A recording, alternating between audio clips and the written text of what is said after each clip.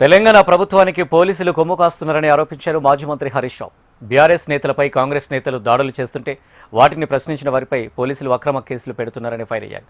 రాష్ట్రంలో ప్రభుత్వ పాలన నడుస్తుందా లేక గుండాల రాజ్యం నడుస్తుందా అంటూ మండిపడ్డారు. బీఆర్ఎస్ నేతలపై అక్రమ కేసులు పెట్టి వికృత ఆనందం పొందుతున్న వారికి కాంగ్రెస్ బీజేపీ నేతలపై కేసులు పెట్టే దమ్ము లేదా అంటూ నిలదీశారు. కాంగ్రెస్ నేతలు చెప్పడం, పోలీసులు అరెస్టు చేయడం ఇదేమైనా కరెక్టా అంటూ ప్రశ్నించారు. బీఆర్ఎస్ ప్రభుత్వం వచ్చాక అందరి లెక్కలు తెలుస్తామంటూ వార్నింగ్ ఇచ్చారు హరీష్ రావు.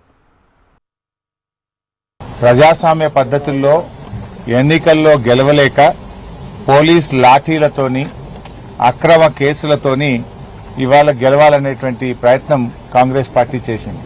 ఏం చేస్తుంది చట్టం అంటే ఇవాళ ప్రైవేట్ సైన్యం ఇది గుండాల రాజ్యం నడుస్తుందా, ప్రభుత్వ పాలన నడుస్తుందా?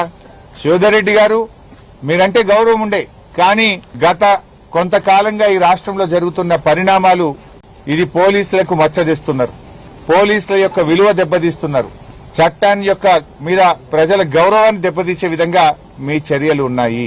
చట్టం అందరికీ సమానంగా ఉండాలి. బీజేపీలను అరెస్ట్ చేసే దమ్ము ధైర్యం మీకు లేదు, కాంగ్రెస్ నాయకుల మీద కేసులు పెట్టే ధైర్యం లేదు.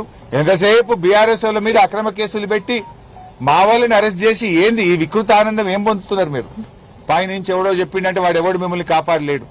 రేపు వచ్చేది బీఆర్ఎస్ ప్రభుత్వం, ప్రతి ఒక్కటి డైరీలో నోట్ చేసి పెడుతున్నాం. దానికి తగిన మూల్యం చెల్లించుకోవాల్సి వస్తుంది.